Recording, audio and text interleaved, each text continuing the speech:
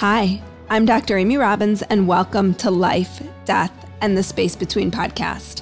I'm a licensed clinical psychologist and medium, and here we explore life, death, consciousness, and what it all means.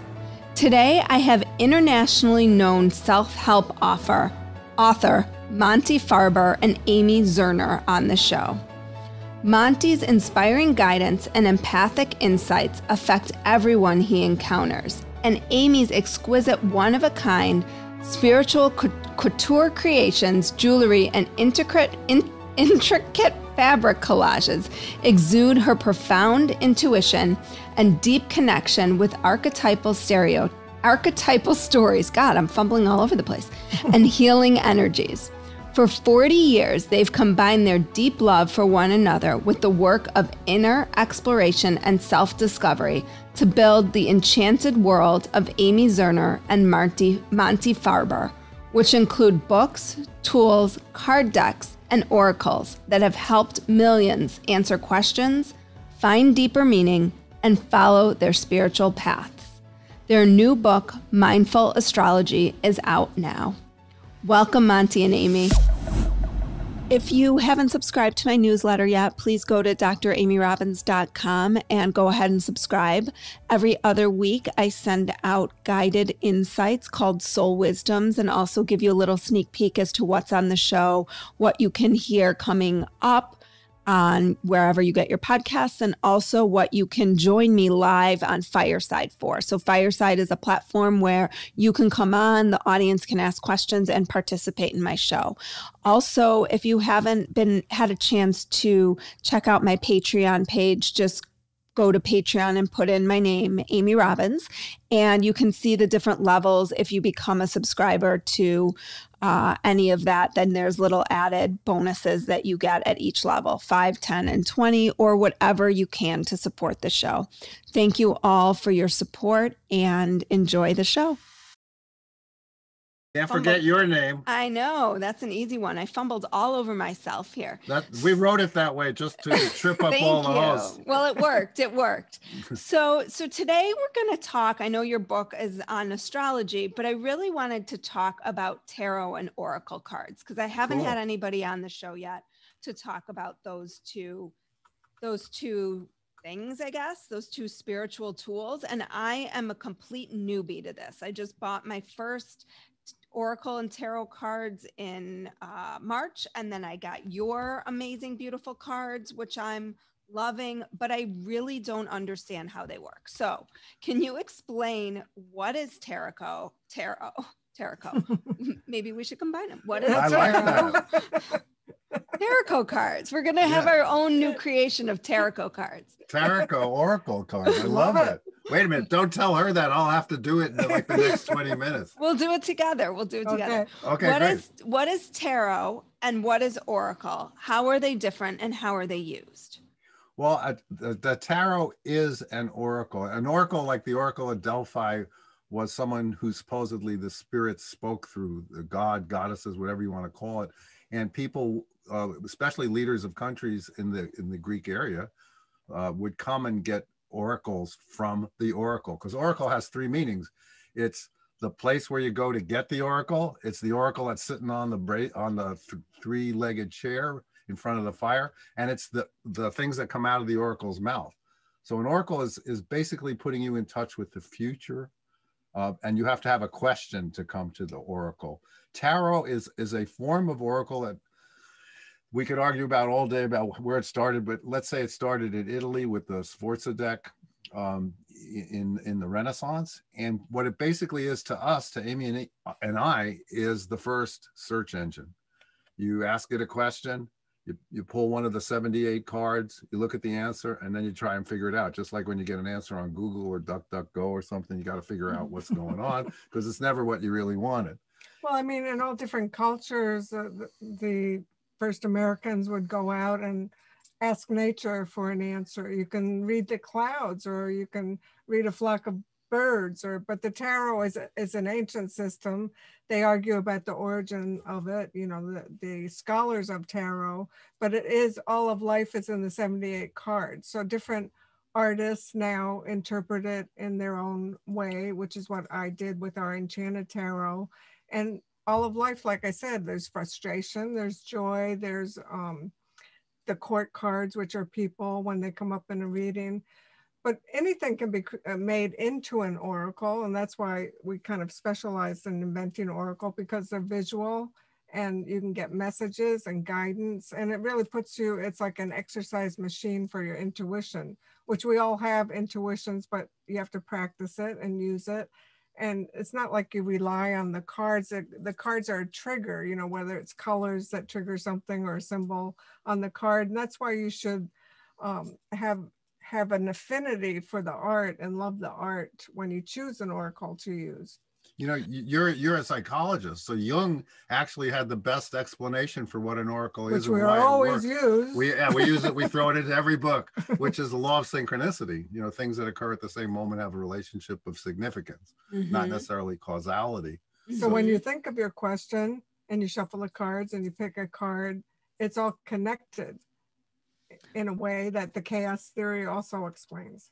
So an oracle was a person, a goddess? Back in the day, back in the day. Okay. In ancient Greece, that the oracle at Delphi, you know, there is a lot of ancient stories about kings and coming to the oracle at Delphi and then not listening to her and getting really messed up because of it, then coming back. And, you know, there's a lot of tradition with oracles. And there was an inscription, which is "Know Thyself," was the inscription at the Oracle of Delphi, which, as a psychologist, I'm sure you believe in. I love that. Yeah, that's absolutely. key. I always say the most spiritual thing you can do is to know yourself. Yes, and there were two pillars on either side of the Oracle at Delphi. One said "Know Thyself," the other one said "Nothing in excess." Pretty cool. That's all you need, it's right? Key. Like it really is the key to life, I think. I know think thyself right. and nothing in excess.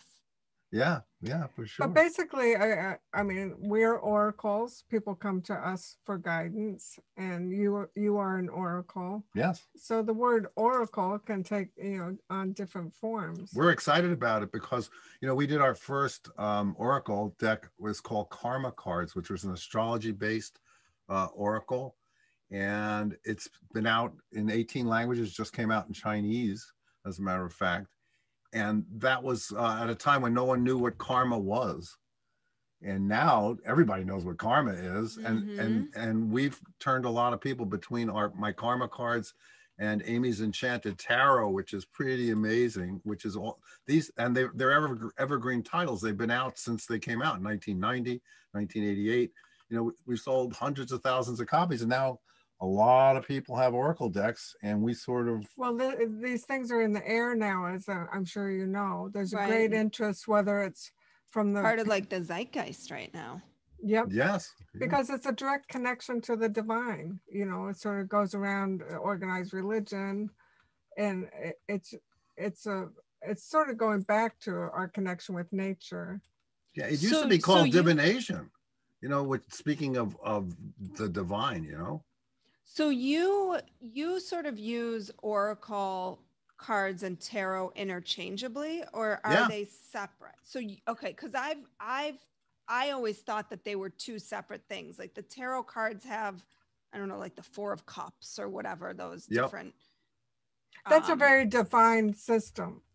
But people have, you know, sort of freely interpreted it in their way. Because when we started with the Enchanted Tarot in 1990, there were a lot of archaic books about the tarot that were kind of dense and not easy to use, and they were not updated, you know, into a feminist, balanced kind of view of our modern life. So we've modernized it in different ways to apply it to answer the questions that we all have now. And a lot of other authors and artists are doing it in their way, making it more diversified. Well, Amy's following the tradition of Salvatore Dolly, who did the Dolly Tarot deck. Is one of the most expensive you can get, because I think it's printed so expensively with gold edges. But Amy did her own tarot deck, took 2 years to do it. And as she said, everything's in there. So she did the strength card because she knew she needed the strength to do the other 77 cards. And then she went on to create this masterpiece people live with our stuff. That's the thing we love about creating oracles. And now you got me thinking of what was that word? Tarot. Tarocles. Tarocles. I like that better. I'll have to go back and listen. I'm apparently easily programmed. There are different, we've over the years invented different kinds of oracles. Like Monty said, his first was based on astrology. So you break it down into a system. His was planet signs and houses. And the creativity deck that you have there, we broke down the whole process of creativity into 80 cards.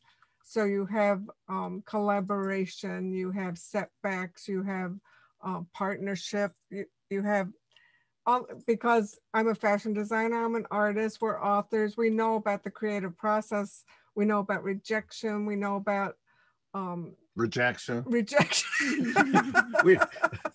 know a lot about rejection. We put it all in there, and that's what is beautiful about an oracle. You can take a subject and break it down so that, and based on the law of synchronicity, it's always going to work. It's always going to work to trigger your intuition.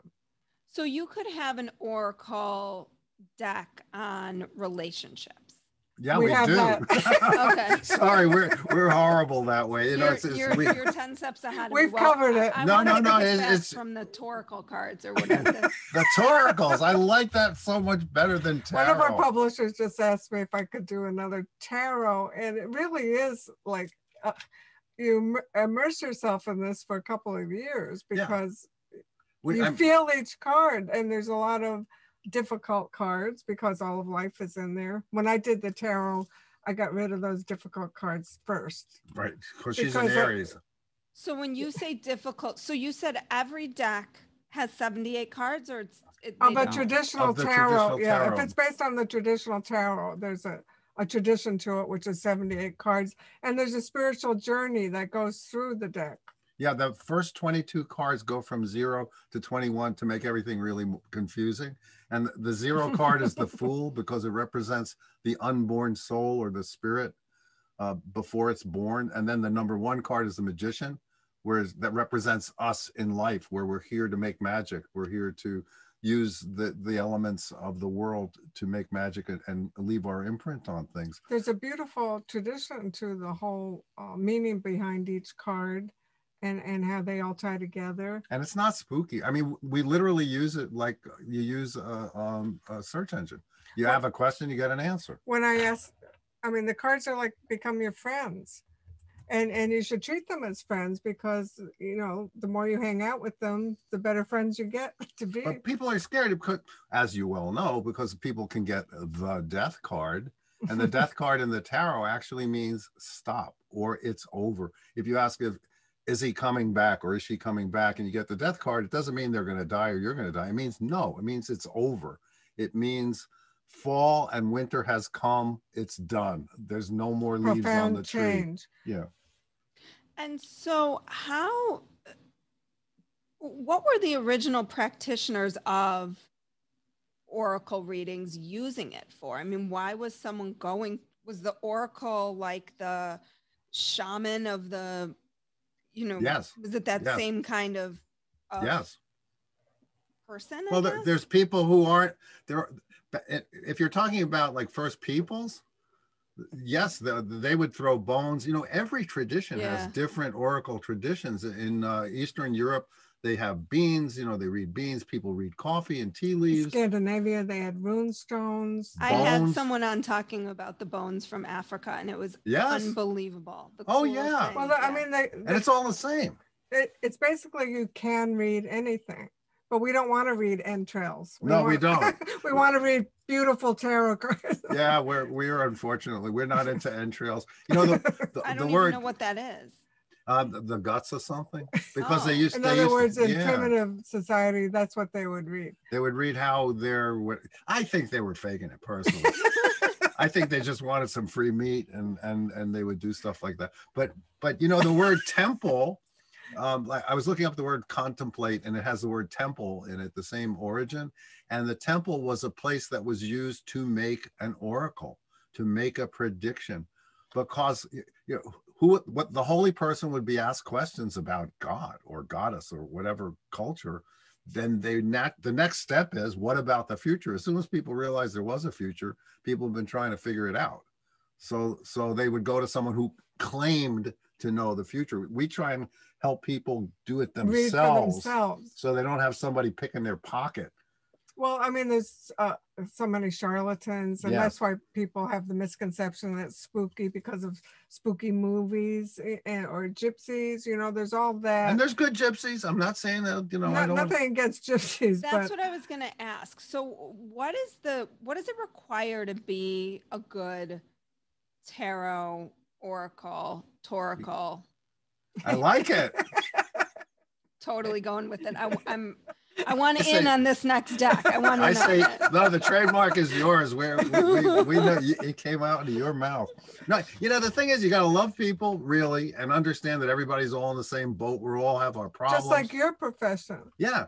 When you magnetize and when you want to first you should start with yourself. You know, getting to know thyself is the key. Right. And then you experiment and you start reading for your friends. But you shouldn't instantly put a shingle out, you know, start being there are people who do. This is like a lifelong study. It's a lifelong path that you always learning more. The more you read people, the more you understand how the cards work. You understand why it's saying that.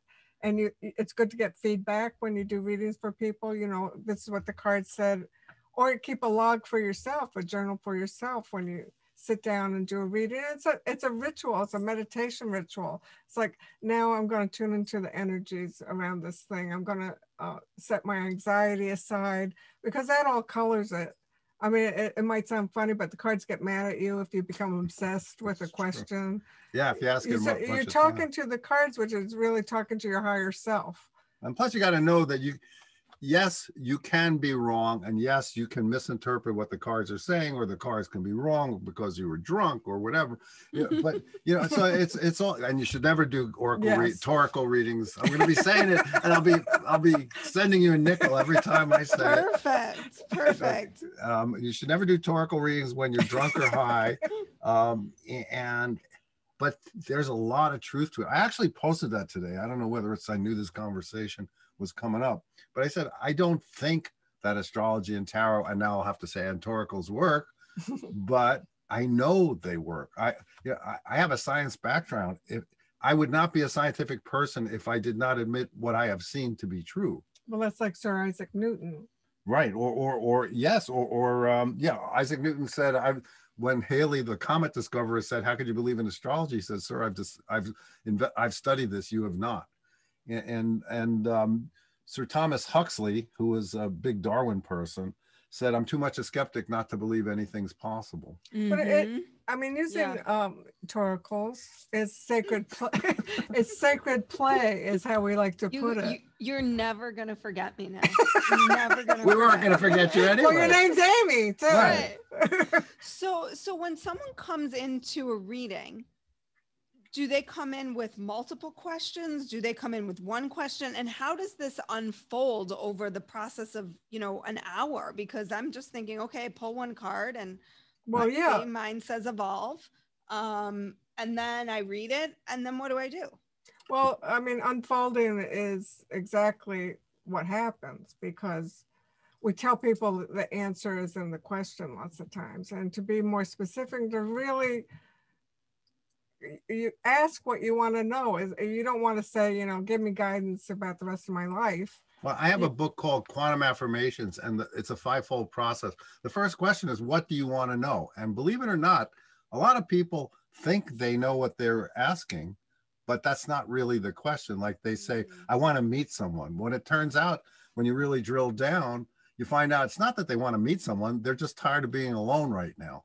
It's all, when you ask that question, a lot of psychologists use our work. I actually used to read astrology for psychiatrists too, and they will use our work to start the session off. Start the conversation.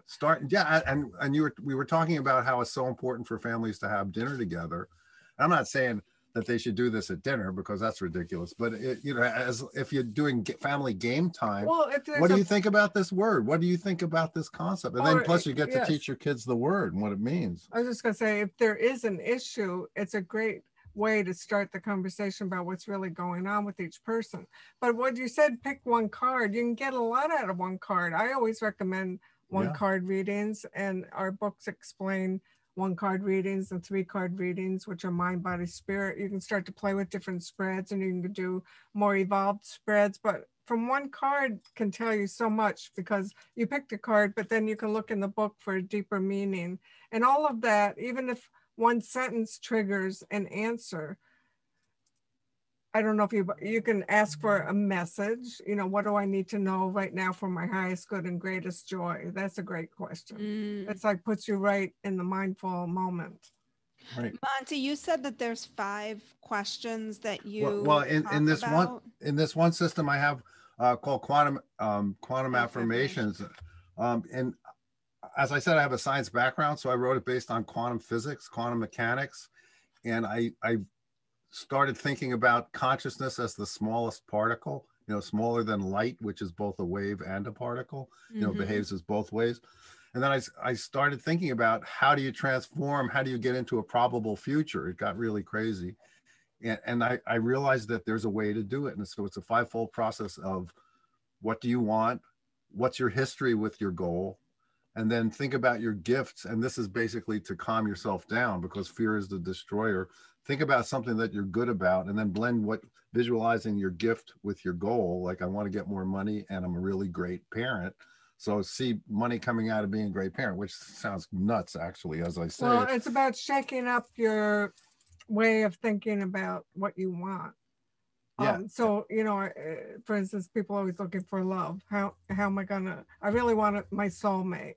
So look at your history with that. You've been disappointed, or you think it's not going to happen. You know, really look into your habits of your thinking, and then whatever you're good at, you know, another example, like I'm a good cook. See the relationship coming out of making, you know, a great soup that shakes up, you know, all the past history with it. And you feel good about something that you're good at. And you might feel like you're not good at meeting somebody or drawing in your soulmate. And then the 5th stage is to do a contemplation, which is my own word. And you can't have any. And you already have Toracle. You do a contemplation, which contemplation. is yeah. So I'll send you that book also, because I think you'd enjoy it. And it's a vision. We were really good. We were friends with Louise Hay and, you know, Marianne Williamson. I love these people. They're wonderful people. They do great affirmations. But what happens when people do affirmations, they do it every day in every way. I'm better and better. If it's all positive, your body you knows, don't really believe it. No one believes that, you know. So my contemplation theory is to visualize it, warts and all. So when you see yourself with a partner, see that you can't go out when you want to. You got to take someone else's needs and wants into account. See the fact that your bathroom won't be as neat as it is now, or it won't be as messy as it is now, or, you know, and see and when that happens, instead of running away and never doing another affirmation, that's when you know it's real, is when you're because everything comes with the territory. It helps you believe it more. Right. Well, right. And I really appreciate that, actually, because I frankly think there's a little bit too much of that, like, positivity. I'm all for positive and gratitude, but if you're not feeling it, then you're not vibrating at that level. And if you're not vibrating at that level, you're not going to attract it, no matter how many times you say to yourself, I want a soulmate. It's like, okay, exactly. But what are you doing to look inside of yourself? Yes. And right. This is where I feel like I'm like almost a cat chasing my tail. It's like or a dog. I went to, you know, I was in school for psychology, have been exploring spirituality, which ultimately seems like it's bringing me right back to psychology. Yes. Well, it is. It is. Yeah. It's very tied together. And tarot is a language of psychology. Astrology is a language of psychology. That's real astrology and real use of oracles. It and goes back to know thyself, right? Yeah, I'm telling you, astrology, I view it from a psychological basis. And in 12 weeks, I was able to get people to read what looks like a pizza with toppings on it, and to actually get information that they could help somebody with, help themselves, help another person. It's a psychological language. Right. And I've actually started, when I have patients sometimes who are curious, I'm like, go get a reading and bring it back to me. Yes, good I idea. bet it's probably not going to say anything that different than some of what we've been working on, but it will validate that experience for you and show you that we are headed in the right direction and we need to continue heading in that direction. Because Yeah. I think Definitely. that's what people start to see. And it is another useful tool. When I interviewed a woman who's a psychological astrologer back in January, I thought to myself, gosh, if I would have only known back when I was in grad school that this would have been an option, because for me, that would have been a great merger of those two pieces. Well, I just got a deal to take my method for teaching, which is basically makes everyone hungry because it's about a pizza. And to put it into a book form. But my karma cards, the reason that it's succeeded so well is it takes the psychological aspects and the psychological meanings of the planet sizes and houses and makes them make sentences. It's like the slot machine of fate. You get a planet, a sign, and a house card, and they line up to make sentences on the spiritual, mental, and physical level. So we've always approached it from a psychological standpoint, and we do not advise people to substitute going to a licensed therapist or a lawyer or a doctor or whatever. Oracles are the spice of life, but you can't live on spices. But I think it's like finding a good dentist or a good therapist. I mean, it's the same as finding a good reader. I mean, you don't just go to anyone. I've seen that over and over with otherwise smart people, that they'll not research or go to somebody that somebody else, recommends. And also, it's very personal who works with somebody, just like a therapist, but I think you have to be careful who you open up, and you're very vulnerable when you're asking such personal questions to a stranger. Because not everybody wants to help people. Some people just want to make money off it. I still get the question, do you believe in that stuff? I've sold over 3 million books in 18 languages, and I got people asking me, do you believe it? I was like, there's easier ways to make money than to do this. I'd have to listen to idiots like you. It is. It's a lot of work. No, I actually say that to people. So what do you say to people who continually come or use tarot as a way to make decisions in every aspect of your life? Like, I won't read somebody more than once every 6 months. I just won't do it. I mean, that's the obsession. Yeah, because people do get obsessed. It's not transference. They don't fall in love with me, but they fall in love with the fact that, no, but unfortunately, I have too many people who come to me after they've done something and they want to know astrologically, will it work out? And I'm always like, no. The purpose is you come here before you do stuff, and then I'll tell you if it's the right time to do it, because astrology is great for timing. Astrology is about cycles, and different things are highlighted, and you can compensate for your weaknesses with your strength. It's sort of something that you would go every 6 months or once a year on your birthday to get an update of the forecast for the year, and what to watch out for and what to highlight.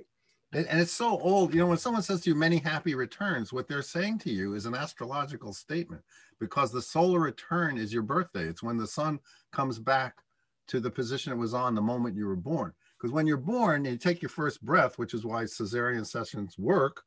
You take your first breath, you ingest the hologram of the subtle energies coming out of all the planets. And then you are that hologram. And then everything keeps moving. The planets keep moving. The word planet comes from the Greek wanderer. And the planets keep moving. They make angles to where they were. And that can be read, actually, to indicate themes in your life.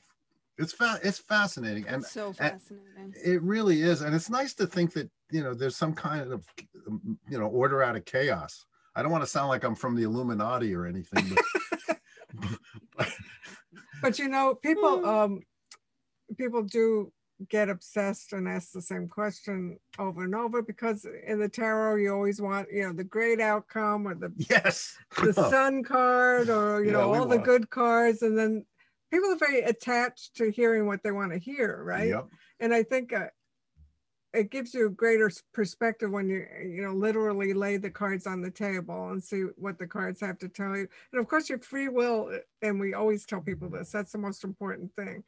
Because say it's not the reading you want to hear, or it's, you know, it tells you to be patient, or it's not going to happen right now, or, you know, something else that disappoints you. So it's like you can make, you know, what should you be concentrating on now that is productive and realistic, which goes back to what we were talking about, you know, all this thinking too positively, which, you know, we're positive people also, but, but we're not stupid. It can take you out of reality, you know, Right. like. Well, and then I think it leads to disappointment because it's like, well, I was positive, or my tarot told me that this was going to happen, and it almost absolves people of their own responsibility and role in their life. Yeah. Or they think they can magically make it happen without any, you know, effort or work. And yeah, but life is magical, and you can make magic, but you also have to be realistic, and you just can't be weak in this life. You can't let it roll over you. I had a coach that said, you know, that sounds like you need a bit of triactin, and I'd say, well, what's triactin? He said triactin like a man. you know, I know that's sexist, and I know it's 2021, but you apply it to whatever you identify as, and try acting like the best realization of that, because things don't go well all the time. Like when Amy and I were talking about rejection before, if it wasn't for email, we could cover the walls with rejection letters, but yet we've done 50 books. And sometimes the things are ahead of their time. I mean, we always tell people, and we tell us in the Creativity Oracle, I mean, you can't take it personally, because there is a matter of timing. Sometimes we're ahead of our time. Sometimes it's not what they're looking for. You know, people give up after one rejection. And, you know, it's interesting in this time of the pandemic, people have acquired new skills, or they've been given the opportunity to acquire new skills, and you know, learning the tarot, learning astrology, those are skills that really enhance your life. But they can learn the Toracle also. Is that easier or harder? I think it's harder. We don't know yet. We're gonna create it. Okay. So when do you encourage people to do their own kind of card pull daily? Yes. And then just ask a question of, you know, what do I need today that's going to help me achieve the highest and best purpose of my soul? Yes. Yeah. But then do you just like pull a card, or do you roll your hands over them? Or well, I mean, so that becomes a personal thing, you know, like I'm an Aries, so I like it quick. I pull it quick. Some people like to sit and do 3, you know, deep breaths and shuffle, be quiet. Some people can do it on the fly. But you're a busy mom, so you got to do it what works for being a busy mom. You just feel like you are going to get an answer, and you're connected to the cards when you shuffle it. Some people like to shuffle 7 times. They feel that clears the deck. Well, that's scientific. Some people like to cut it, and that the ancient belief behind that is that you cut your attachment to what you're asking about. And then people put them on their, you know, their dresser. The card that you pull to remind you what that card means. Okay. And just the more you do it, the more familiar you become with all the meanings of the cards. We have to make the Toracle have like a magnetic holder to go on people's refrigerators. Totally. See, we're designing an Oracle with you right now. I love that idea. I think magnetism could be the message behind it all. Behind the Toracle? Magnets. See, we're creating right now. We're evolving. That was my card, was evolve. Well, the fact that you're open to evolving is the most important part about evolving, because most people are not open to anything. That, you know, they don't want to think they did something wrong. What does the card say? Oh, if you don't mind. I put it back. It's okay. It's okay. My genius will live on in some form. I'm gonna find it. I'm gonna find it in no problem. Here. Evolving. There's 80 cards, everybody, while Amy's looking through that. What number was this? I have no idea. I do. I have the book. So the oracles you can just pull, but the tarot, you need to know all the different. Well, actually you don't, because it's what you see in the image. When you're using a tarot deck that you've gone to the store and which ones look good to you? The one that you like the art. Hopefully you like ours, but there's a lot of other beautiful ones. I have the Evolve. Amy got Evolve doctorate. We'll call your doctorate at this point. It's 28. page 57. 28. Oh, I passed 28. Creative ideas evolve out of the invisible and profound nothingness of pre-verbal consciousness. Uh-oh. You got the most psychological one, I think, that's in there. Did I? Sorry. Yeah, I didn't mean to step on your profession. It's talking about the blank page or the audience waiting for your ideas. And so that's a point, that's a message for you with that you're at that point with the Toracle. With the Torque. And you know, a lot of it comes out of the fact that I'm blown away all the time by Amy's art. Like in this thing, there's 80 details of Amy's art. And she's an NEA award-winning fine artist. So you have people who have basically a successful life. I know it can change in a second. We can get hit by a comet any minute. I don't want to think that, but well, you know, it's like there are books by people who have not been able to stay married for more than 5 years, writing books about here's how you should have a relationship.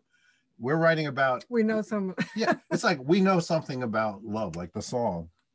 We know something about life and love, and we try and put it into all the oracles, and we'll try and put it into the Toracle also as well. And we'll have a psychology expert on there. Exactly. That'll help us keep from screwing it up. So does it matter that if I pulled a different card right now, I would get a different card? Like, you mean for the same question? Yeah. No, time marches on. But you probably won't ask the question or think about it the same way because you already pulled a card that gave you input into your consciousness. And you evolve. Gotcha. So yes, and you've evolved since the last evolved. Okay. Well, that you know, we can dodge the question, but we're really not. No, you know, I was going to say about that onion, peeling the onion. When you're doing it for yourself and you're asking, is this thing going to happen? You get a card and it triggers a response. Then you can say, if I do this, will I make it happen? You know, in other words, you start peeling the onion of your responses to it and honing in on what the real issues are around it, because you might think it's this, but as you get your answers and, you know, it's framed in certain ways, you get to know your feelings, because sometimes your feelings, as you know, are just like murky and, you know, not clarified. The tarot, doing the tarot and using an oracle helps you gain a perspective on how you're really feeling. That's the best use of it. Can you ask a question for someone else or no? We do. Mothers do all the time. Yeah. They put themselves aside and they want to know about their children or their husband. Or we have a weekly Zoom show called Ask the Oracles, and we answer people's questions because it's non-local. You know, talking about quantum physics again, you don't have to be in the room with the person, just like we're doing now. Like when we're talking to you now, maybe it's because we're so used to Zoom at this point. I feel like I'm in the room with you. Yeah, right. Probably because I've been living on this thing. So yeah, us too.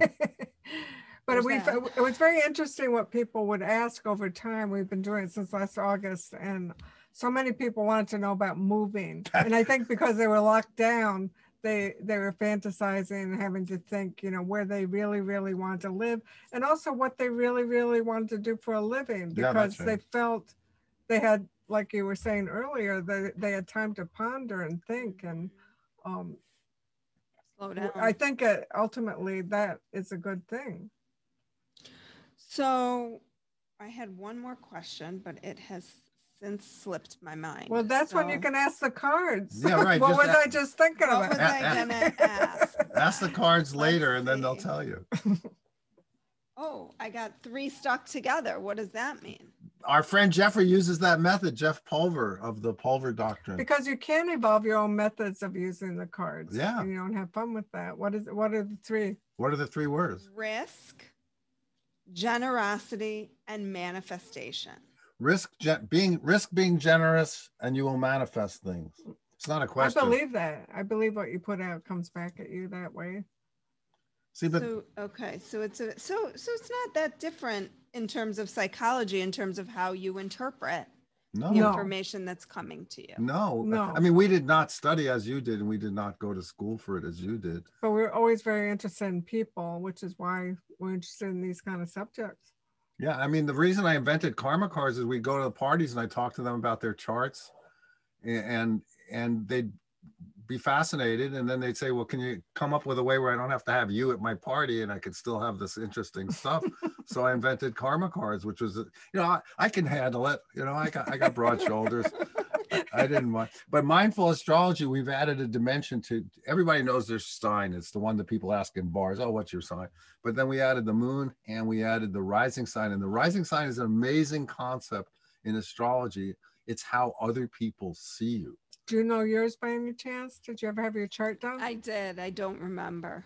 Well, it's how people see you. And it's really good for parents of pre-verbal children to know how their child is coming off, because it may not necessarily be what's going on inside the kid. You know, if you're a Capricorn rising kid and you can't talk, everything looks cool. You look like you're taking care of business, you're being a kid. Meanwhile, on the inside, you have the same needs as anybody else. Capricorn rising children get a lot of responsibility when they shouldn't. You know, take care of your brother and sisters. That's fine, because you're the boss of the family. Because look how. Or you might it might give you clues how to raise different children in different ways, depending on what their sun, moon, and rising sign is. That it's really important. I think one day astrology will be taught in the schools, but I might be crazy as well. But what can I tell you? There's so much that I want to learn. I just wish I had more time to learn it all. I agree. But well, I'm sending you mindful astrology. Well, you have mindful astrology, right? No, I have the creativity deck. Oh, well, we have to send you the mindful astrology. Perfect. I love gifts. Yeah. That was risk and manifestation. Right. Look at that. And generosity, just opening up my podcast to you, and look at what I get back. Well, we had to prove that it works. We have to prove it. And we'll have to put that in the beginning of the Tauracle introduction to the Tauracle. I'm holding you to this. We Monty will. And Amy, if people are interested in learning about everything you're doing, where can they find you? At theenchantedworld.com. Where else? Or amyzerner.com. Amy Zerner, if you want to know about her amazing art and fashion, she's a designer exclusive to Bergdorf Goodman and Neiman Marcus. Oh, wow. Or montefarber.com. That's where Monty is all about his psychic work and his astrology work. Yep. Wow. Well, these cards are beautiful. They're the creativity deck. You can see some of them here if you're watching on YouTube. If you're not, go watch on YouTube and then you'll be able to see them. Yeah, come on, get with it. Thank you both so much for your time today and for this enlightening interview, because I feel like I learned so much and I clearly have so much more to learn and evolve. Well, yeah, you asked great questions. Thank you so much for having us. This was fun. Thank you. This was so much fun. Like what you heard today and want to hear more? Wondering what comes next and what it all means? Head over to Apple Podcast, Spotify, Stitcher, Google Play, or anywhere you get your podcasts and hit subscribe. Also, if you could take a minute to rate and review my podcast, I would really appreciate it. Stay tuned as we continue to explore life, death, and the space between.